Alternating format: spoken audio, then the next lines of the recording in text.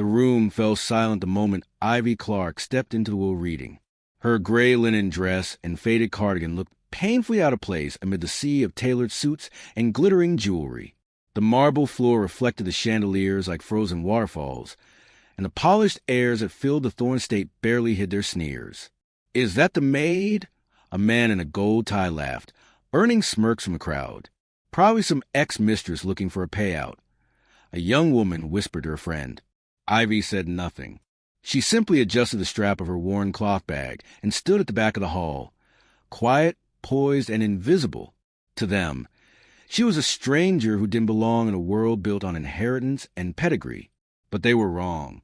The woman they mocked was the legal wife of Logan Thornne, the billionaire they had all come to profit from. And the test unfolding today was one she had designed. The Thornne estate, with its stone walls and iron gates, reeked of old money. Inside, 42 relative investors and advisors mingled over champagne, rehearsing condolences with perfect smiles. Ivy chose a corner by a tall window, the misty hills beyond framing her reflection. She wore no jewelry, no makeup, just high cheekbones, hazel eyes, and a calm that seemed to unsettle the room. At 36, Ivy's beauty was quiet, the kind that lingered like a song you couldn't forget. The man in the gold tie, Preston Thornne, Logan's second cousin, leaned against a mahogany table. "Who let the cleaning staff in?" he announced. Laughter rippled through the crowd. Marissa, his sister in crimson silk, added, "Maybe she's here to dust the will before it's read." Across the room, Clara Evans, Logan's influencer niece, snapped a photo. "Found Logan's charity case," she whispered to her friend Elise. "Guess thrift store chic is back." She uploaded it instantly with a caption, "Crasher's gonna beg #Thornwill." Within seconds, the photo spread online. Ivy's face became a joke before anyone knew her name. She stayed silent. Her composure only fueled their cruelty. Elise snickered. "Poor thing doesn't even know she's a meme now." Ivy's fingers brushed her plain cloth bag. No logo, no designer tag, just quiet dignity. She focused on the empty chair at the front, waiting for the lawyer. The whispers grew. Gerald Hayes, a former investor, muttered to his jeweled wife, "Logan always had strays hanging around." "No class," she said loudly. "She's embarrassing us just standing there." Trevor Lang, a cousin in velvet, pointed at her. "Hey, sweetheart, kitchen's that way." Their laughter was cruel, eager. Marissa's heels clicked like gunshots as she crossed to Ivy. She stopped inches away, perfume thick and cold. "You're in the wrong place, darling," she said, flicking Ivy's cardigan as if it were dirty. "This isn't a soup kitchen." The crowd watched, approving her cruelty. Ivy didn't move. Her hazel eyes lifted briefly to the security camera blinking red above the chandelier. It was live, streaming to a private feed only 2 people could access. Her and Logan. Trevor, snickering, slipped behind her and pinned a napkin to her bag with charity case scrawled in marker. The room broke into laughter again. Phones clicked. Hashtags multiplied. Ivy didn't notice. Her eyes stayed fixed on the front, waiting. At exactly 10, the lawyer arrived. Arthur Grayson, gray-haired, precise, and weary from decades of wealth and deceit. The laughter died. He set a briefcase on the table, his gaze pausing briefly on Ivy before turning to the room. Gerald Hayes rose. "This woman's a fraud," he thundered. "Logan would never let someone like her near his estate." His wife added, "She's probably carrying a fake ID in that rag of a bag." The accusations rolled through the crowd like fire. Ivy's stillness held, her breath even, her dignity unmoved. Grayson cleared his throat. "We're here for the reading of Logan Alexander Thorne's final will, executed 3 years ago and verified as authentic." The room murmured. Logan had disappeared only 6 months ago. His jet lost over the Pacific. No wreckage found. Most assumed he was dead. Some quietly celebrated. "Let's get to it," Preston said, smirking. Grayson broke the wax seal and unfolded the letter. "I, Logan Alexander Thornne, being of sound mind, declare this my final will. To my family, colleagues, and associates, I leave nothing but this truth. Wealth reveals character, not worth." A stunned silence followed. Preston's smile collapsed. Clara froze mid-text. Gerald's jaw tightened.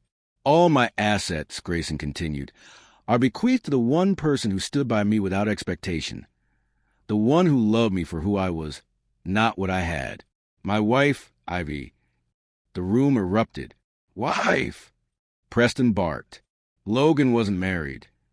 This is a scam, Gerald shouted. Forgery. Grayson opened a folder and held up a photograph. Logan laughing beside Ivy in a simple white dress outside a courthouse. 7 years ago. Gasps filled the hall. This is absurd. Marissa snapped. If she's real, where is she? Ivy stepped forward. Her soft step silenced the chaos. The light caught the edge of her dress as she reached the front. Every mocking face turned pale. Grayson's tone softened. Mrs. Thornne, he said, handing her the folder. She took it calmly, flipping to the photos before closing it again. I didn't come for money, she said, her voice steady. I came to see who would mourn Logan as a man, not as a fortune. Her eyes swept the crowd. You've shown me exactly who you are. Preston scoffed, voice trembling. You? His wife? Logan Thornne married this. Yes, Ivy said simply. Because he saw me, not the dress, not the balance sheet. Can any of you say the same?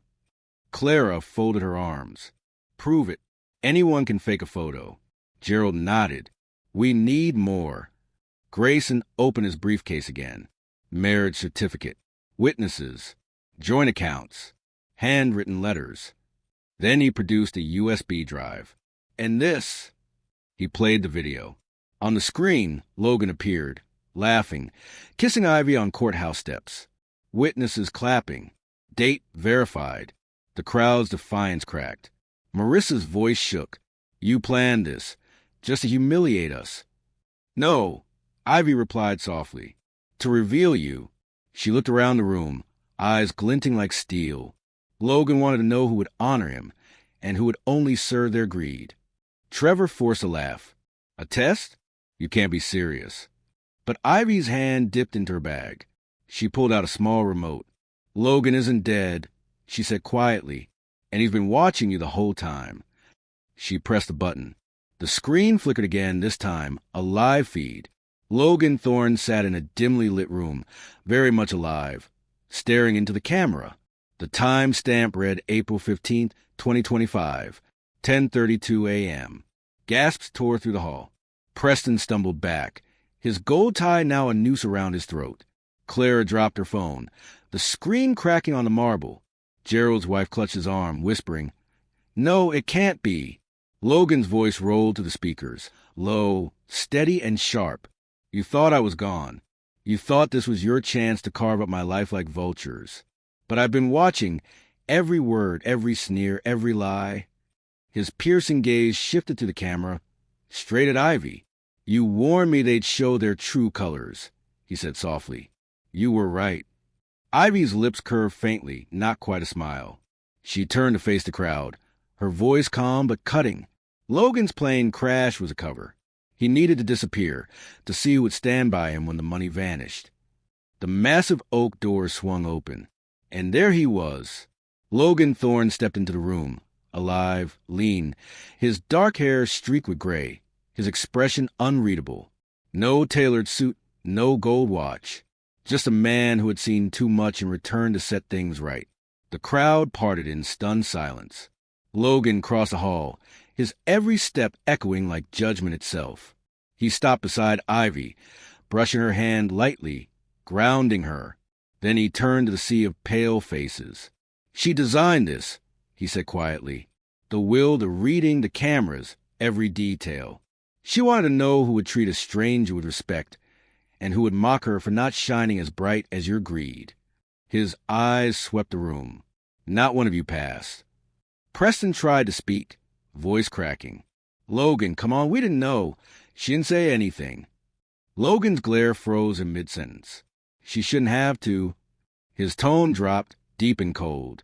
You saw a woman you didn't recognize and chose cruelty. You laughed at her pain, and you called that family. He took a step closer, towering over Preston. You called my wife a maid. You laughed while she stood here alone. Did you think I wouldn't see? Preston's bravado melted. Guards appeared at his side. Logan's voice was quiet but final. You're not family, Preston. You're a parasite, and I'm done feeding you. The guards escorted him out as the others watched in silence. Each step Preston took out of the hall felt like a sentence handed down. Marissa's red dress flashed as she rushed forward, tearful. Logan, please. We didn't mean it. We thought. Logan cut her off. You thought money excused cruelty. It doesn't.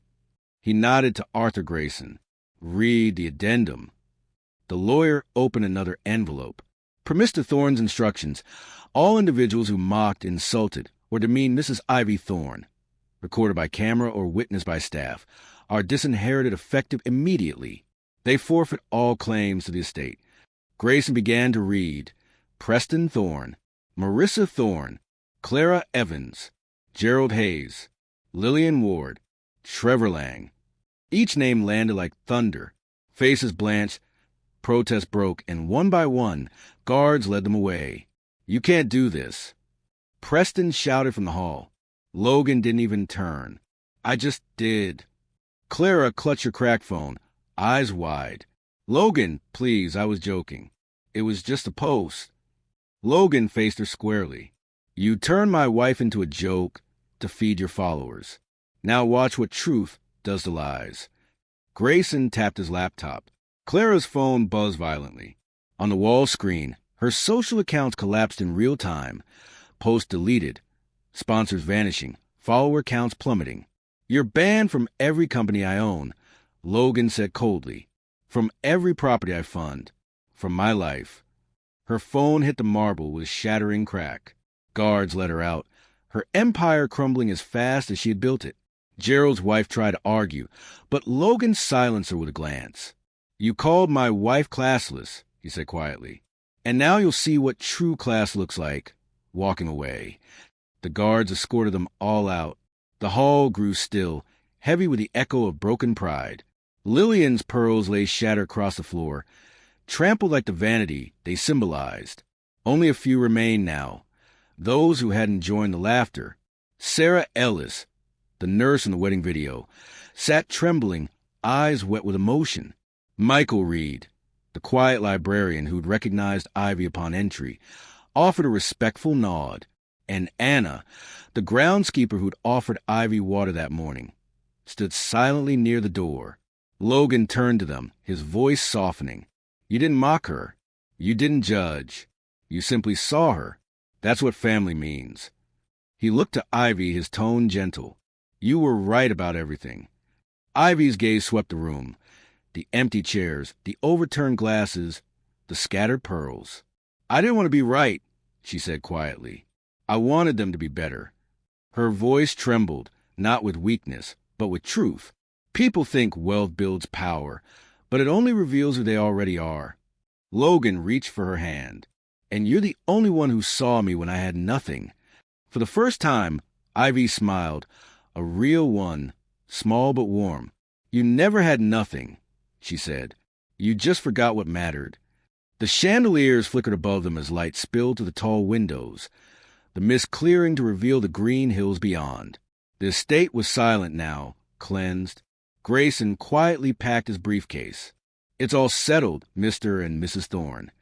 Logan nodded. Thank you, Arthur. You've done enough for one lifetime. The lawyer left, closing the grand doors behind him. Ivy turned to the three, who had stayed. Thank you, she said softly, for seeing me. Sarah smiled through tears. He's lucky you tested us, she whispered. Not lucky, Ivy replied, her gaze lifting to Logan's. Just loved. Outside, the hills glowed in the spring sunlight.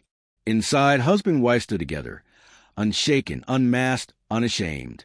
The world could keep its fortune. They already had everything that mattered. As the last camera light blinked off, Ivy looked up at Logan with a half-smile. Now, she said, let's start living again. And with that, they walked out of Thornne Estate, hand in hand, leaving behind the echoes of greed and the proof that truth, once revealed, never needed riches to shine.